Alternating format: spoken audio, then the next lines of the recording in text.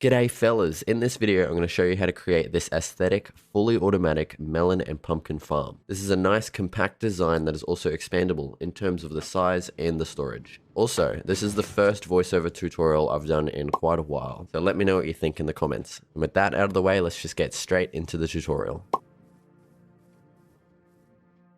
Alright, so firstly, start off by placing the first block of each pillar so we have a nice starting point. And this build is made entirely of spruce, but feel free to use whatever kind of wood that you want. Raise each pillar up by an extra 3 blocks for a total of 4 blocks high. Also on each pillar, be sure to add these little sticking out blocks because they are just a nice little detail to stop the walls from looking so flat. After that, go ahead and connect all of the pillars together with your spruce wood. Next, dig out a 1 block deep hole that is 5 blocks wide and 8 blocks long, starting from the front left corner. This area is for the rails and collection minecart. So to start off our minecart area, we're going to place a redstone block in the front left corner and then also in the back right corner, and then place a strip of them in line with the central pillar. Next, we're going to start placing the rails, making sure to place the powered rails on top of the redstone blocks, as I'm sure you would know. And then this is the area where the minecart is going to drop off the items. So place a chest in front of where the rail ends here, and then place a hopper connecting into the chest. And then also make sure to follow the exact way that I'm placing the rails shown, or else they're not going to connect up properly, and you're going to have problems.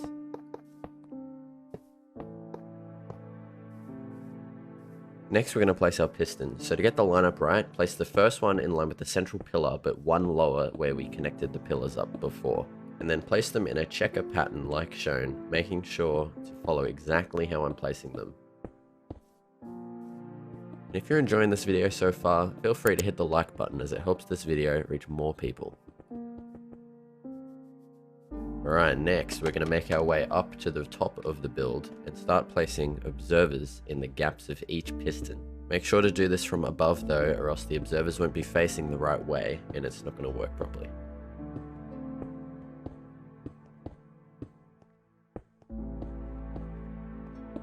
Once all your observers have been placed, start placing a full block on top of each of the observers. It doesn't matter what block you use, just as long as it's a full block. And then once all of your full blocks have been placed, you can start placing redstone dust in each of the gaps between all of the full blocks. Now just a note, I've removed all the redstone dust in all of these future clips just because it makes an annoying noise with the piston every time you plant something. To test if you got it working, you can just place a block in front of the observer and the pistons around it should activate. Next, we can start placing all of the grass in for where we're going to plant the crops. But firstly, place a slab here and then grass blocks all around it and place a water source inside of the slab. And then you can place grass blocks above all of the rails except for the very front row.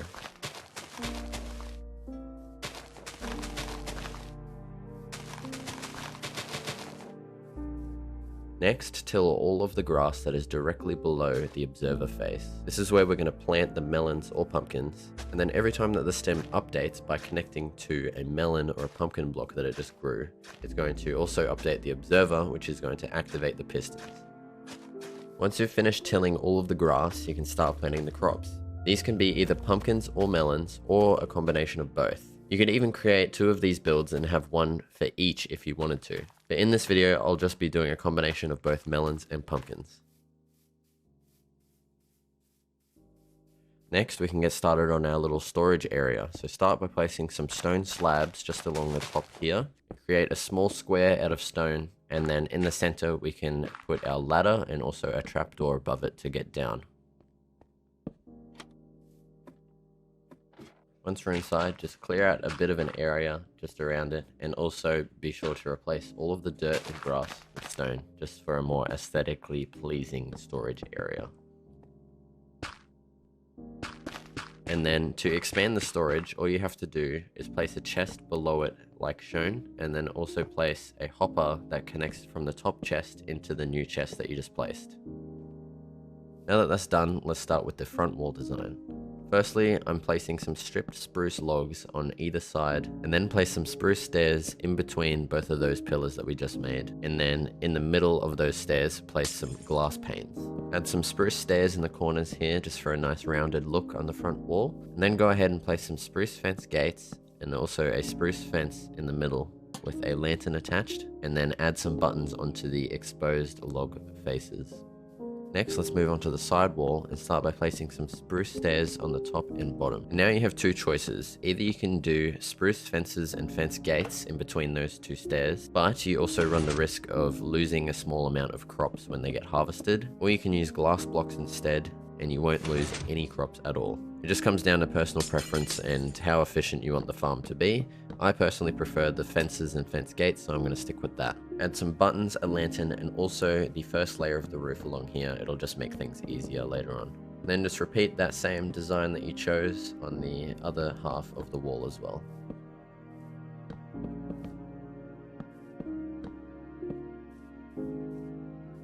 Next, onto the back wall. Place some stripped spruce pillars on the sides like we did on the front, and then connect them up with some spruce stairs.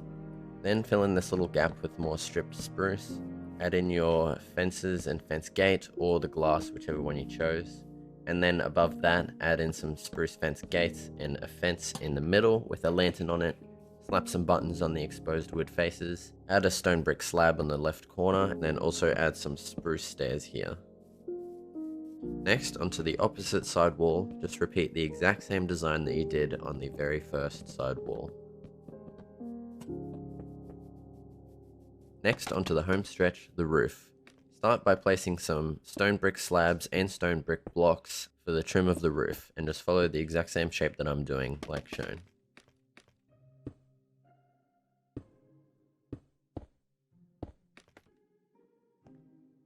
Next, follow that same shape of the trim into the main roof using spruce slabs and spruce planks. If you remove the redstone dust like I did just because it was getting annoying, now is the time to place it back in.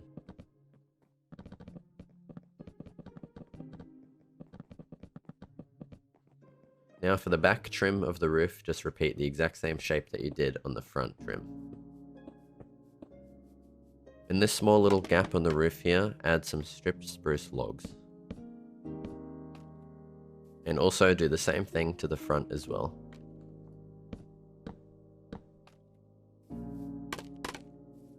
And now the last thing to do is add in the minecart with hopper onto the rail. Place it the exact same way I did so that it gets started properly.